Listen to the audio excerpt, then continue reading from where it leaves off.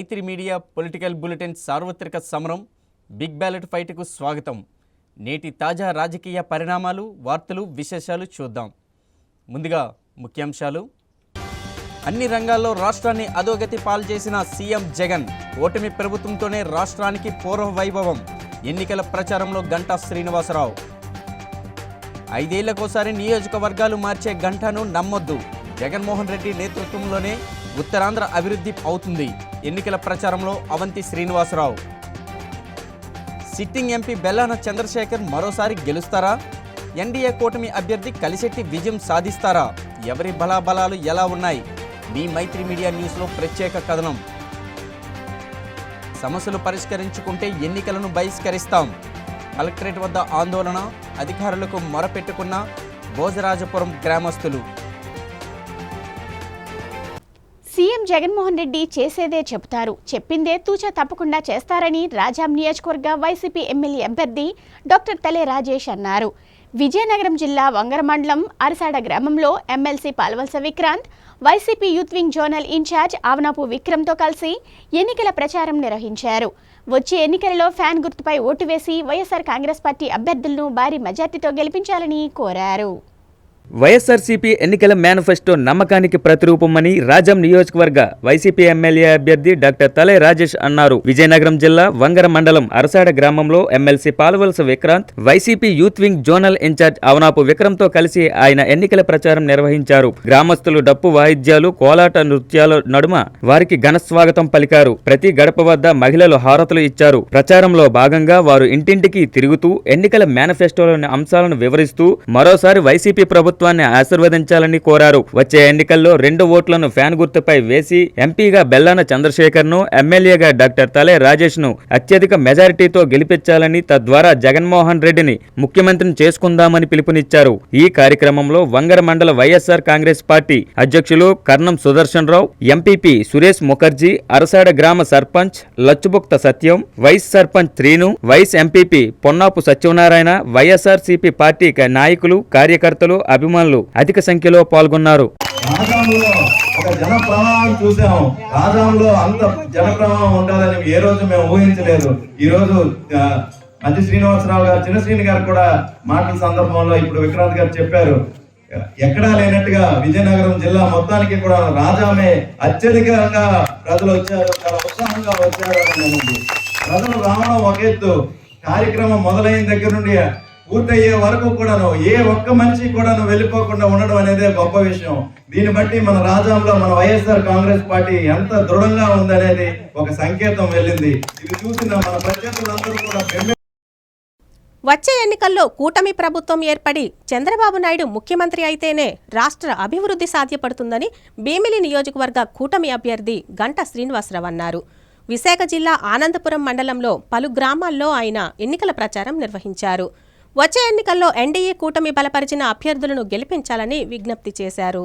కూటమితోనే రాష్ట్రానికి పూర్వ వైభవం వస్తుందని భీమిలి కూటమి అభ్యర్థి మాజీ మంత్రి గంటా శ్రీనివాసరావు అన్నారు. నియోజకవర్గ పరిధి కుసులువాడ, గిడిజాల, దబ్బంద, తర్లువాడ, పందలపాక, చందక, గుట్టిపల్లి గ్రామాల్లో ఆయన ఎన్నికల ప్రచారం నిర్వహించారు. ఈ సందర్భంగా గంటా మాట్లాడుతూ భాజపా, జనసేన, తెదేపా కూటమి అధికారంలోకి వస్తే రాష్ట్రానికి కావలసిన నిధులు తెచ్చి అభివృద్ధి సంక్షేమంలో దూసుకు వెళ్లవచ్చునన్నారు. విశాఖ జిల్లాకు అధికంగా నిధులు రావాలంటే మీ 2 ఓట్లు సైకిల్ గుర్తుపై వేయాలని కోరారు. రాష్ట్రానికి వైకాపా సర్కారు అభివృద్ధి చేయకపోగా కేంద్రం ఇచ్చిన పథకాలను కూడా సరిగా అమలు చేయలేకపోయిందని గంటా అన్నారు. కుసులువాడ గ్రామాన్ని దత్తత తీసుకుని అభివృద్ధి చేస్తానని, తనపై నమ్మకంతో తెదేపాలకు వచ్చిన ప్రతి నాయకుడు, కార్యకర్త రుణం తీర్చుకుంటానని అన్నారు. గ్రామం ప్రత్యేకత ఏంటి, ఇక్కడున్న అభివృద్ధి కార్యక్రమాలు ఏం చేసుకున్నాం, మన హయాంలో ఎన్ని కార్యక్రమాలు చేశాం, ఈ 5 ఏళ్లలో ఎలా జరిగింది, ఇవన్నీ కూడా నేను మీ అందరికీ నేను మనవి చేస్తా ఉన్నాను. నాకు ఇది 6వ ఎన్నిక. దీనికి ముందు 5 ఎన్నికలు, మొట్టమొదటిగా 1999లో అనకాపల్లి ఎంపీగా పోటీ చేసి ఆ రోజు గుడివాడ గురునాథరావు మీద మొట్టమొదటిగా గెలవడం జరిగింది. ఆ రోజు నుంచి ఈ రోజు దాకా కూడా చోడవరం కానీ, అనకాపల్లి ఎమ్మెల్యే కానీ, భీమిలి ఎమ్మెల్యే కానీ, లేకపోతే మన నార్త్ ఎమ్మెల్యే కానీ అవన్నీ చేసిన తర్వాత మళ్ళీ ఈరోజు భీమిలి ఎమ్మెల్యేగా 6వసారి పోటీ చేస్తున్నా. అయితే గతంలో ఏ ఎన్నికల్లో కూడా లేని ప్రత్యేకత ఏంటంటే ఈసారి నాకు కనిపిస్తోంది, ఎక్కడికి వెళ్ళినా కూడా ప్రజల్లో ఆ అభిమానం, ఆ ఆదరణ, ఆ ప్రేమ చూస్తూ ఉంటే నాకేదో ఈ గ్రామంలో ఎన్నికల్లో ఓట్ల కోసం గ్రామానికి వచ్చినట్లుగా లేదు. నాకు ఇక్కడికి ఎన్నికలు అయిపోయి గెలిచిన తర్వాత ఊర్లో విజయోత్సవానికి వస్తే ఎంత ఉత్సాహంగా ఉన్నారో మీరందరూ అంతకంటే ఉత్సాహంగా ఉన్నారు. ప్రతి ఒక్కరి కళ్ళల్లో కూడా ఆనందం, సంతోషం కనిపిస్తూ ఉంది. ఆల్రెడీ ఎలక్షన్ అయిపోయి మనం గెలిచి విజయోత్సవానికి వచ్చినట్టుగా మీరందరూ కనిపిస్తూ ఉన్నారు. ఏం చేసినా కూడా మీ ఆదరణ మనం మరలేదని చెప్పి కూడా మీ అందరూ కూడా తెలియజేసుకుంటూ, దివంగత నేత వైఎస్ వివేకారెడ్డి కుమార్తె వైఎస్ సునీతారెడ్డి కడప జిల్లా పులివెందుల మండలం పెదరంగపురంలో కాంగ్రెస్ పార్టీ తరపున ఎన్నికల ప్రచారం నిర్వహించారు. ఈ ప్రచారంలో కాంగ్రెస్ పార్టీ సీనియర్ నేత తులసిరెడ్డి కూడా పాల్గొన్నారు. తనకు అన్యాయం జరిగిందని 5 ఏళ్ల పాటు పోరాటం చేస్తున్నానని వివేక హత్య కేసుకు సంబంధించి సునీత ఈ ప్రచారంలో ప్రస్తావించారు. ఆంధ్రప్రదేశ్ ముఖ్యమంత్రి జగన్మోహన్ రెడ్డి సోదరి దివంగత వైఎస్ వివేకానందరెడ్డి కుమార్తె సునీతారెడ్డి కడప జిల్లా పులివెందల మండలం పెదరంగాపురంలో కాంగ్రెస్ పక్షాన ఎన్నికల ప్రచారం నిర్వహించారు. హస్తం గుర్తుపై ఓటు వేసి ప్రదేశ్ కాంగ్రెస్ కమిటీ చీఫ్ తన సోదరి అయిన వైఎస్ షర్మిలారెడ్డిని పార్లమెంటుకు, మూలంరెడ్డి ధ్రువకుమార్ రెడ్డిని అసెంబ్లీకి మంచి మెజారిటీతో పంపించాలని సునీత ఓటర్లను కోరారు. ఈ ఎన్నికల ప్రచారంలో వైఎస్ సునీత తన తండ్రి వివేకానందరెడ్డి హత్య గురించి మాట్లాడుతుండగా ఆ కేసు విషయం మాట్లాడవద్దని గ్రామస్తుల్లో ఒకరు చెప్పగా సునీత ఫైర్ అయ్యారు. ఎందుకు మాట్లాడకూడదు? నాకు అన్యాయం జరిగింది. 5 ఏళ్లుగా పోరాటం చేస్తున్నాను, అందుకే మాట్లాడుతాను. మీ ఇంట్లో అన్యాయం జరిగితే మీరు మాట్లాడరా అంటూ ప్రశ్నించారు. ఈ ప్రచారంలో కాంగ్రెస్ నాయకులు తులసిరెడ్డి తదితరులు పాల్గొన్నారు. రాష్ట్ర భవిష్యత్తు కోసమే 3 పార్టీలు కలిసి పనిచేస్తున్నాయని తెదేపా పోలిట్ బ్యూరో సభ్యుడు పూసపాటి అశోక్ గజపతిరాజు అన్నారు. కూటమి అభ్యర్థులకు మద్దతుగా నగరంలో పుచ్చలవీధి, పూల్బాగ్ కాలనీల్లో ఆయన ఎన్నికల ప్రచారం నిర్వహించారు. వైసీపీ పాలనలో వైఫల్యాలను ప్రజలకు వివరిస్తూ వచ్చే ఎన్నికల్లో కూటమి అభ్యర్థులను గెలిపించాలని కోరారు. రాష్ట్రంలో దోపిడీ తప్ప అభివృద్ధి లేదని ప్రజలు ఆలోచించి రానున్న ఎన్నికల్లో ఎన్డీఏ కూటమి అభ్యర్థులకు ఓటేయాలని టీడీపీ పొలిట్ బ్యూరో సభ్యులు పూసపాటి అశోక్ గజపతిరాజు కోరారు. విజయనగరం నియోజకవర్గ కూటమి అభ్యర్థులకు మద్దతుగా పుత్సలవీధి, పోల్బాగ్ కాలనీలలో ఎన్నికల ప్రచారం నిర్వహించారు. ఆయనకు పాత బస్టాండ్, సంతపేట, నాగవంశ వీధితో పాటు 2, 3, 4వ డివిజన్లలో ప్రజలు ఘనస్వాగతం పలికారు. ఈ సందర్భంగా అశోక్ మాట్లాడుతూ సీఎం జగన్ ఈ 5 ఏళ్లలో రాష్ట్రాన్ని అప్పుల ఊపులోకి నెట్టారని ఆరోపించారు. చివరికి రాష్ట్ర సచివాలయాన్ని కూడా జగన్ తాకట్టు పెట్టేశారంటే పరిస్థితి ఏ విధంగా ఉందో ప్రజలు అర్థం చేసుకోవాలన్నారు. ప్రాథమిక విద్య, వైద్యం అందని ద్రాక్షలా మిగిలాయన్నారు. ప్రభుత్వం తీసుకున్న అనాలోచిత నిర్ణయాల వల్ల రాష్ట్ర వ్యాప్తంగా 10 లక్షల మంది బడికి దూరమయ్యారన్నారు. భావితరాలకు మంచి భవిష్యత్ ఇవ్వాలంటే రానున్న ఎన్నికల్లో ఎన్డీఏ కూటమిని గెలిపించాలని పిలుపునిచ్చారు. ఉమ్మడి అభ్యర్థి అదితి గజపతిరాజు మాట్లాడుతూ అన్ని రకాలుగా ఇబ్బందుల్లో ఉన్న రాష్ట్రాన్ని ముందుకు తీసుకువెళ్లాలంటే చంద్రబాబు లాంటి సమర్థవంతమైన నాయకుడు అవసరమన్నారు. ఎంపీ అభ్యర్థి కలిశెట్టి అప్పలనాయుడు మాట్లాడుతూ తెదేపా అధికారంలోకి రాగానే ల్యాండ్ టైటిలింగ్ చట్టాన్ని రద్దు చేస్తామని స్పష్టం చేశారు. ఈ కార్యక్రమంలో టీడీపీ నాయకులు ఐవీపీ రాజు, కనకల మురళీమోహన్, ప్రసాద్ లక్ష్మి వరప్రసాద్, కాళ్ల గౌరీశంకర్, అవనాపు విజయ్, అవనాపు భార్గవి తదితరులు పాల్గొన్నారు. వచ్చే ఎన్నికలు ధర్మానికి అధర్మానికి మధ్య జరుగుతున్న యుద్ధమని, ఈ ఎన్నికల యుద్ధంలో ధర్మాన్ని గెలిపించండని భీమిలి నియోజకవర్గ వైసీపీ ఎమ్మెల్యే అభ్యర్థి ముత్తంశెట్టి శ్రీనివాసరావు కోరారు. జీవీఎంసీ 5వ డివిజన్ పరిధి వైఎస్ఆర్ కాలనీలో ఆయన ఎన్నికల ప్రచారం నిర్వహించారు. వచ్చే ఎన్నికల్లో ఫ్యాన్ గుర్తుకు ఓటు వేసి వైఎస్ఆర్ కాంగ్రెస్ పార్టీ అభ్యర్థులను అత్యధిక మెజారిటీతో గెలిపించాలని ఓటర్లను అభ్యర్థించారు. 5 ఏళ్లకోసారి నియోజకవర్గాలు మారుస్తూ ఎన్నికలప్పుడు మాత్రమే కనిపించే టీడీపీ అభ్యర్థి గంటను నమ్మొద్దని ఎమ్మెల్యే ముత్తంశెట్టి శ్రీనివాసరావు కోరారు. గత ఎన్నికల్లో విశాఖ ఉత్తర నియోజకవర్గం నుంచి గెలిపించిన తర్వాత ఇప్పటి వరకు ఈ 5 ఏళ్లలో 5 సార్లు కూడా ఆ నియోజకవర్గ ప్రజలకు గంట ముఖం చూపించలేదన్నారు. అలాంటి నాయకుడిని నమ్మితే ఎన్నికల తర్వాత మళ్లీ కనిపించరన్నారు. జీవీఎంసీ 5వ డివిజన్ పరిధి వైఎస్ఆర్ కాలనీ పరిసర ప్రాంతాల్లో ఆయన ఎన్నికల ప్రచారం నిర్వహించారు. ఈ సందర్భంగా ఎమ్మెల్యే మాట్లాడుతూ సీఎం వైఎస్ జగన్మోహన్ రెడ్డి మళ్లీ ముఖ్యమంత్రి అయితే విశాఖ పరిపాలన రాజధాని అవుతుందని, ఉత్తరాంధ్ర గణనీయంగా అభివృద్ధి చెందుతుందన్నారు. అదానీ డేటా సెంటర్ తో పాటు ఐటీ, ఫార్మా రంగాలు శరవేగంగా అభివృద్ధి చెందుతాయన్నారు. తద్వారా ఈ ప్రాంత యువతకు ఉద్యోగ ఉపాధి అవకాశాలు మెరుగుపడతాయన్నారు. ఫ్యాన్ గుర్తుపై ఓటేసి ఎమ్మెల్యేగా తనను, ఎంపీగా బొత్స ఝాన్సీ లక్ష్మిని గెలిపించాలని కోరారు. అనంతరం యాంకర్ శ్యామల మాట్లాడుతూ మనం వేసే ఓటు 5 ఏళ్ల రాష్ట్ర భవిష్యత్తుకు సంబంధించిందన్నారు. ఇచ్చిన మాట మీద నిలబడే నాయకులు కావాలో, హామీలు ఇచ్చి మర్చిపోయేవారు కావాలో ఆలోచించుకొని ఓటు వేయాలని కోరారు. ప్రజా విశ్వాసాన్ని కోల్పోయిన చంద్రబాబు ఎన్ని పొత్తులతో కలిసి వచ్చినా జగన్మోహన్ రెడ్డిని ఎదుర్కొనలేరని డిప్యూటీ స్పీకర్, నియోజకవర్గ వైసీపీ అభ్యర్థి కోలగట్ల వీరభద్రస్వామి అన్నారు. నగరంలోని 47వ డివిజన్ గంజిపేట అంబేద్కర్ విగ్రహం నుండి ఎన్నికల ప్రచారం ప్రారంభించారు.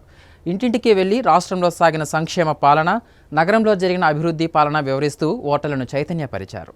అన్ని వర్గాల ప్రజల అభ్యున్నతే ధ్యేయంగా రాష్ట్రంలో ముఖ్యమంత్రి వైఎస్ జగన్మోహన్ రెడ్డి ఆధ్వర్యంలో ప్రజా పాలన సాగిందని డిప్యూటీ స్పీకర్ నియోజకవర్గ వైసీపీ అభ్యర్థి కోలగట్ల వీరభద్రస్వామి అన్నారు. మరింత మంచి జరగాలంటే, అభివృద్ధి సంక్షేమ కార్యక్రమాలు కొనసాగాలంటే వైఎస్ జగన్మోహన్ రెడ్డిని మరోసారి ముఖ్యమంత్రిగా చేసుకోవాలని అభ్యర్థించారు. సోమవారం నగరంలో 47వ డివిజన్ గంజిపేట అంబేద్కర్ విగ్రహం నుండి ఎన్నికల ప్రచారం ప్రారంభించారు. ఇంటింటికి వెళ్లి రాష్ట్రంలో సాగిన సంక్షేమ పాలన, అభివృద్ధి పాలనను వివరించారు. ఈ సందర్భంగా కోలగట్ల వీరభద్రస్వామి మాట్లాడుతూ, నగరంలో ఎన్నడూ లేనంత అభివృద్ధి అందరి సహకారంతో జరిగిందన్నారు. అన్ని ప్రాంతాలలో మౌలిక సదుపాయాలు కల్పించామన్నారు. రాష్ట్రంలో ముఖ్యమంత్రి వైఎస్ జగన్మోహన్ రెడ్డి సంక్షేమ పాలన, సుపరిపాలన ప్రజల చెంతకు చేరిందన్నారు. తాజాగా ప్రకటించిన మేనిఫెస్టో ద్వారా పేద వర్గాలకు మరింత మేలు చేకూరేలా ఉందన్న అభిప్రాయాన్ని వ్యక్తం చేశారు. ఇచ్చిన మాట ప్రకారం హామీలన్నీ నెరవేర్చిన ఏకైక ముఖ్యమంత్రి జగన్మోహన్ రెడ్డి అని కొనియాడారు. ఎప్పుడైనా ప్రజల అభిమానాన్ని చూరగొనాలే తప్ప ప్రజలకు దూరమై ఎన్నికల సమయంలోనే కనిపించిన వారు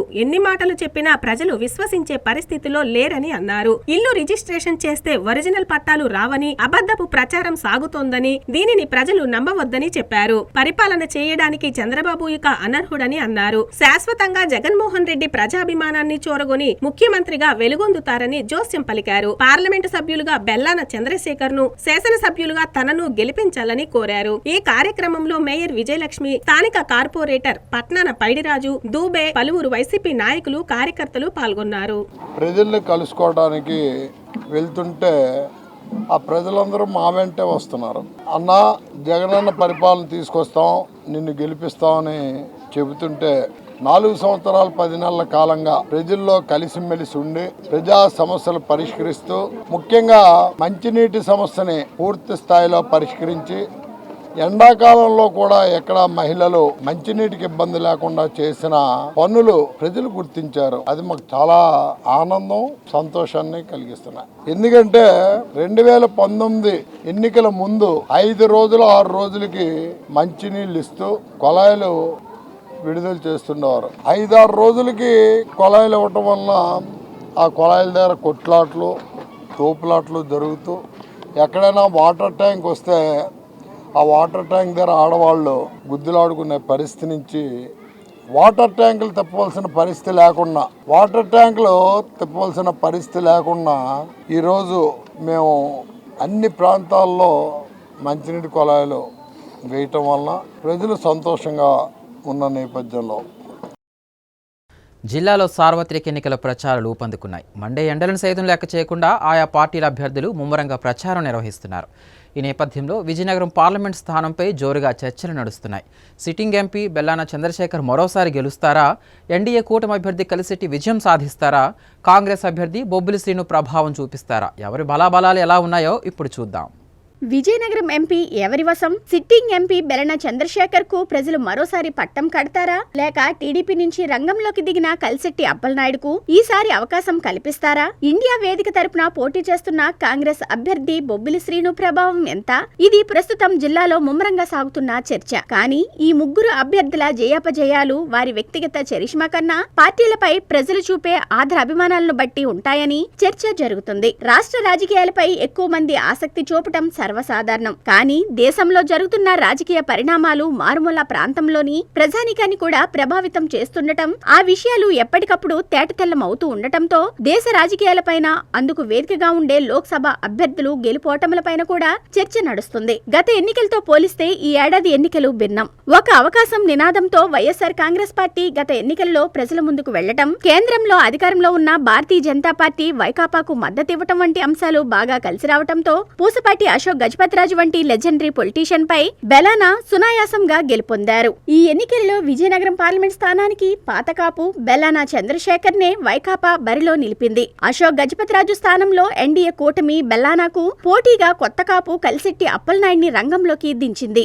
విజయనగరం పార్లమెంటరీ నియోజకవర్గంలో కాపు సామాజిక ఓటర్లు ఎక్కువగా ఉన్నారు. అభ్యర్థుల గెలుపోటములను ఈ సామాజిక వర్గ ఓటర్లు ప్రభావితం చేయగలరు. నిన్న మొన్నటి వరకు భారతీయ జనతా పార్టీలో కీలక నేతగా వ్యవహరించిన బొబ్బిలి ఎమ్మెల్యే శ్రీనివాసరావు కమల దళాన్ని కాదని కాంగ్రెస్ పార్టీలో చేరి విజయనగరం పార్లమెంట్ స్థానానికి అస్తం గుర్తుపై పోటీ పడుతున్నారు. విజయనగరం పార్లమెంట్ బరిలో అభ్యర్థులెందరున్నా పోటీ మాత్రం బెల్లానా కలిసెట్టిల మధ్యనే అన్నది జగమెరిగిన సత్యం. గత ఎన్నికలలో వైకాపాకు బీజేపీ పరోక్ష మద్దతు ఉంటే ఈ ఎన్నికలలో తెలుగుదేశానికి భారతీయ జనతా పార్టీ ప్రత్యక్ష మద్దతు పలుకుతుంది. అంతేకాకుండా జనసేనతో జతకట్టి ఉమ్మడి పోరుకు సిద్ధమవుతుంది. వై నాట్ 175 అంటూ వైకాపా బీఫారాలు పొందుతున్నా మ్యాజిక్ ఫిగర్ మాదే అంటూ కూటమి ధీమా వ్యక్తం చేస్తున్నప్పటికీ ఈ ఎన్నికల్లో గెలుపంత ఈజీ కాదన్నది వాస్తవం. 2024 ఎన్నికల బరిలో కాంగ్రెస్ అభ్యర్థులు ఉన్నప్పటికీ ఆ పార్టీకి ఇంకా బాలరిష్టాలు పోలేదు. పార్టీ పరంగా కాకుండా వ్యక్తుల పరంగా ఆ పార్టీ అభ్యర్థులు ఓట్లను దక్కించుకునే పరిస్థితి ఉంది. ఇక అధికార ప్రతిపక్ష పార్టీల అభ్యర్థులకు కొంత ఎదురు దెబ్బలు తగిలినా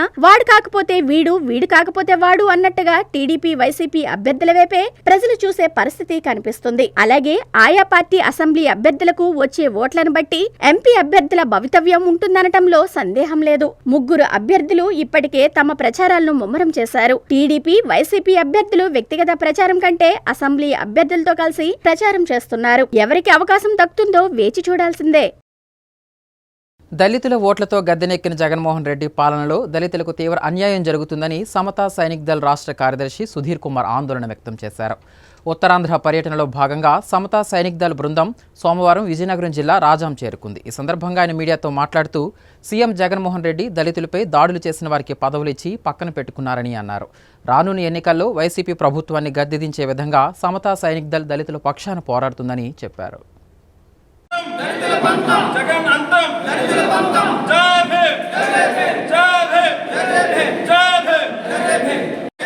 జగన్మోహన్ రెడ్డి అంతం, జగన్మోహన్ రెడ్డి అంతం, జగన్మోహన్ రెడ్డి అంతం, జగన్మోహన్ రెడ్డి అంతం, జై భీమ్, జై భీమ్, జై భీమ్, జై భీమ్, జగన్మోహన్ రెడ్డి అంతం, జగన్మోహన్ రెడ్డి అంతం. ఈ రోజు రాష్ట్ర వ్యాప్తంగా జగన్మోహన్ రెడ్డి దళితులపైన చేసినటువంటి అన్యాయ అక్రమాలు, మాకు రావాల్సిన పథకాలను నిర్వీర్యం చేసి ఏ విధంగా దళితులకి ద్రోహం చేశాడనేది మేము రాష్ట్ర వ్యాప్తంగా 4 టీములుగా ప్రతి దళిత వాడల్లోకి మేము వెళ్లి గడప గడపకు తిరుగుతూ మాకు జరిగిన అన్యాయాల్ని పాంప్లెట్లు, పుస్తకాల ద్వారా వారికి చైతన్యవంతులు చేస్తూ జగన్మోహన్ రెడ్డిని ఎట్టి పరిస్థితుల్లో ఈసారి ఓడించాలని మేము చేస్తున్న ఈ పర్యటనలో భాగంగా ఈ రోజు రాజాం నియోజకవర్గానికి రావడం జరిగింది. విజయనగరం జిల్లా జగన్మోహన్ రెడ్డి అధికారంలోకి రాకముందు దళితుల మేనమామని నేను చెప్పుకుంటూ దళితులు మమ్మల్ని అధికారంలో తీసుకొస్తే మిమ్మల్ని అందనాలు లెక్కిస్తాం, మీకు పట్టం కడతామని కళ్ళబొల్లి మాటలు చెప్పి దళితుల ఓట్ల ద్వారా ప్రభుత్వాన్ని ఏర్పాటు చేసినటువంటి జగన్మోహన్ రెడ్డి అధికారంలోకి వచ్చినమ్మటే తన బుద్ధి చూపించుకుంటూ వస్తున్నాడు. ఏ విధంగా అంటే మరి మీరు చూస్తే చంపి డోర్ డెలివరీ చేసినటువంటి అనంతబాబు ఎమ్మెల్సీని తన బస్సులో తన యాత్రలో తిప్పుకుంటున్నాడు. అలాగే బహిరంగ సమావేశాల్లో తన పక్కన కూర్చోబెట్టి తిప్పుకుంటున్నాడు. అలాగే శిరోముండనం కేసులో మరి ఏదైతే శిక్ష పడినటువంటి వ్యక్తి ఆల్రెడీ తోట త్రిమూర్తులు గారికి ఆయనపై అభియోగాలు ఉన్నప్పటికీ ఆయనకి ఎమ్మెల్సీ ఇచ్చారు. అదే విధంగా ఆయనకి శిక్ష పడ్డప్పటికీ ఆయన ఎమ్మెల్సీ సీట్ ని కన్ఫర్మ్ చేశారు. అలాగే ఒక మాస్క్ కోసం అడిగినందుకు ఆయన్ని మెంటల్ వాడిగా చిత్రీకరించి రోడ్డు మీద చేతులు కట్టేసి అతన్ని మరి సుధాకర్ గారు అతన్ని మరి చనిపోయేలా ప్రేరేపించి అతని చావు కారణమైనటువంటి ఈ యొక్క జగన్మోహన్ రెడ్డి ప్రభుత్వం ఏ విధంగా ఆలోచిస్తుంది అనేది దళితులందరూ ఆలోచించాలి. అలాగే రాజ్యాంగం మనకు కల్పించినటువంటి ప్రత్యేక చట్టాల ద్వారా, ప్రత్యేక హక్కుల ద్వారా అన్ని రాష్ట్ర ప్రభుత్వాలు ఇప్పటి వరకు మాకు కొనసాగిస్తున్నటువంటి 27 పథకాలను నిస్సిగ్గుగా నిర్వీర్యం చేసినటువంటి జగన్మోహన్ రెడ్డి అలాగే అతని ప్రభుత్వం దళితుల గురించి మీరు ఏమనుకుంటున్నారు అంటే విదేశీ విధానం పేరుతో అంబేద్కర్ గారి పేరు మీద ఉన్న విదేశీ విద్యా విధానాన్ని తీసేసి జగనన్న విదేశీ విద్యా విధానాన్ని పెట్టుకుంటావా? అంటే ఆ మహాత్ముడు ప్రపంచ మేధావితో నిన్ను పోల్చుకుంటున్నావా? పైపెచ్చు అందులో చదువుకున్నటువంటి విద్యార్థులకు ఈ 5 సంవత్సరాల్లో నువ్వు ఫీజులు చెల్లించక వారి భవిష్యత్తు అంధకారంలోకి పోగా కనీసం నూతనంగా 10-20 మందిని కూడా నువ్వు ఈ అంబేద్కర్ ఈ విద్యా విధానం ద్వారా విదేశాలకు పంపించిందే లేదు. అంటే దళితులు చదువుకోవడానికి వీల్లేదు. 17 మెడికల్ కాలేజీలు కట్టించా అని చెప్పుకుంటున్న ఈ జగన్మోహన్ రెడ్డి 17 కాలేజీల్లో ఎన్నడూ లేని విధంగా మరి మాకున్నటువంటి రిజర్వేషన్ లో కొరత విధించాడు 50%. అంటే దళితులు వైద్యులు అవ్వకూడదు, దళితులు కనీసం డెంటల్ డాక్టర్లు కూడా అవడానికి వీల్లేదు. నీ ఉద్దేశం ఏంటి? దళిత డాక్టర్ల దగ్గర ఎవరు చూపించుకోకూడదు అనేది నీ ఉద్దేశమా? మాకున్నటువంటి మాకు ఫీజు రియంబర్స్మెంట్ తీసేశారు, స్కూల్ ఆఫ్ ఎక్సలెన్స్ ఉండేది అది తీసేశారు, అంబేద్కర్ స్టడీ సర్కిల్ తీసేశారు, అలాగే భూమి కొనుగోలు పథకం ఉండేది తీసేశారు. అలాగే మరి మాకున్నటువంటి కార్పొరేషన్ నిధులు కానివ్వండి, సప్లై నిధులు కానివ్వండి నిర్వీర్యం చేసి దాన్ని దారి మరలించి మీకున్నటువంటి నవరత్నాల పేరుతో ఉన్న వాటికి మీరు దారి మరలించినటువంటి దౌర్భాగ్యుడు ఈ జగన్మోహన్ రెడ్డి. దేశానికి స్వాతంత్ర్యం వచ్చి 78 సంవత్సరాలు అవుతున్నా ఆ గ్రామ సమస్యలు పరిష్కరించే నాదుడే కరువయ్యాడు. ఎన్నికల సమయంలో మాత్రమే కనిపించే రాజకీయ నాయకులు ఆ తర్వాత ఆ గ్రామం వైపు కన్నెత్తి చూడటం మానేశారు. కనీసం అధికారులు కూడా సమస్యల పరిష్కారానికి చిత్తశుద్ధితో పనిచేయడం లేదు. దీంతో విసిగిపోయిన గ్రామస్తులంతా సార్వత్రిక ఎన్నికలను బహిష్కరించాలని నిర్ణయం తీసుకున్నారు. జిల్లా కలెక్టర్ వద్ద తమ గోడు వెళ్లబుచ్చుకున్నారు.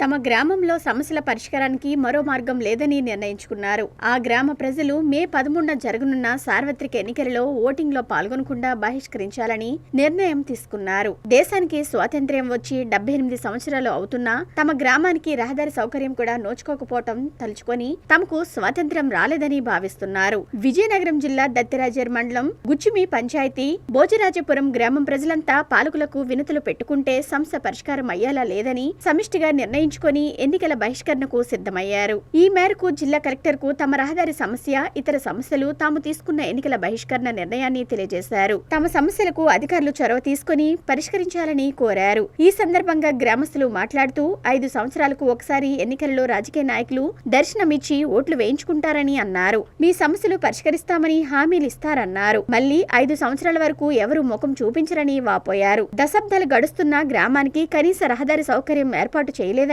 ఎంత దౌర్భాగ్య స్థితిలో జీవిస్తున్నామో అర్థం చేసుకోవాలన్నారు. పంచాయతీ కేంద్రమైన గుచ్చిమికి కూడా భోజరాజపురం నుంచి రహదారి లేకపోవటం చూసి మా దుస్థితిని గమనించాలన్నారు. గ్రామంలో ఏ విధంగా అభివృద్ధి జరగలేదన్నారు. ఈ పరిస్థితుల్లో ఎన్నికల్లో పాల్గొని ఓట్లు వేస్తూ ప్రజా ప్రతినిధులను గెలిపించడమే తప్ప వారి నుంచి ఎటువంటి ప్రయోజనాలు లేవని గుర్తించి ఎన్నికలు బహిష్కరించాలని నిర్ణయించుకున్నామన్నారు. అధికారులైనా తమ సమస్యలు తీర్చాలని వేడుకున్నారు.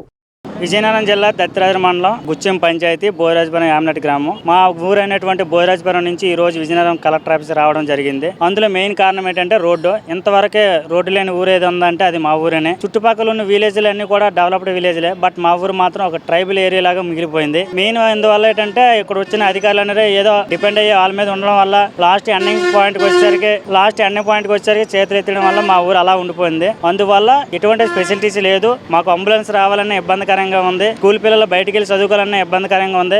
ఫర్ సపోజ్ ఏదైనా ఎమర్జెన్సీ వచ్చి మేము బయటికి తీసుకెళ్లాలన్నా బయట వాళ్ళు మా ఊరు రావాలన్నా చాలా ఇబ్బందికరంగా ఉంది. అది కాక ఖరీఫ్ సీజన్ వచ్చేటప్పుడు అష్ట దిగ్బంధనం ఎలా జరుగుతుందో వాటర్ తో అలా చుట్టుముట్టాడుతుంది. అటువంటి ఇబ్బందులు కూడా ఫేస్ చేసాము. ఇప్పుడైనా ప్రభుత్వం మమ్మల్ని వెంటనే స్పందించి మా సమస్య పరిష్కారం చేస్తారని ఈ ఎన్నికలకి ఈ ఎలక్షన్ అనేది 2024లో మేము ఎలక్షన్ బహిష్కరణ అనేది చేస్తున్నాము. ఫస్ట్ ఆఫ్ ఆల్ మెయిన్ అదే కాన్సెప్ట్. ఎందువల్ల బహిష్కరిస్తున్నాం అనేది మెయిన్ వెంటనే ప్రభుత్వం స్పందించాలని కోరుకుంటున్నాం.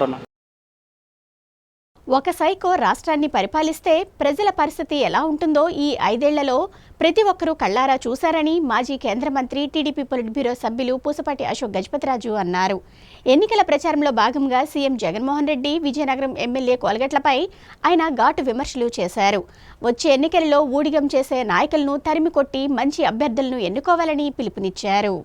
నేను మద్యపానాన్ని నిషేధించకపోతే మళ్ళీ మీకు ఓటు అడగను అన్నారా లేదా? మేమన్నం కాదు. ఏం చేశాడు మహానుభావుడు అంటే ఒక 20 సంవత్సరాలు మద్యాన్ని అమ్మేసి ఆ డబ్బు మింగేశాడు. 20 సంవత్సరాల తర్వాత కూడా ఆ దొంగని మీరందరు ప్రోత్సహించిన వాళ్ళు అవుతారు. ఆ నవరత్నం ఏ రత్నాన్ని ఆడు ఆలోచించలేదు, పని చేయలేదు. ఎంతవరకు వెళ్ళిపోయిందంటే వారి అభ్యర్థులు చూస్తే వారు అన్ని చోట్ల వెళ్ళి ఏమంటున్నారు, మా పార్టీని చూడకండి, నన్ను చూసి ఓటు వేయండి అని అంటా ఉన్నారు. మనకి బీసీలు ఎక్కువ వెనకబడిన జాతులు. బీసీ హాస్టల్స్ ఉన్నాయి కదా, కాటవీధిలో ఒకటి, జొన్నవలసలో ఒకటి. జొన్నవలస హాస్టల్లో శాంక్షన్ స్ట్రెంత్ ఎంత? 250 మంది.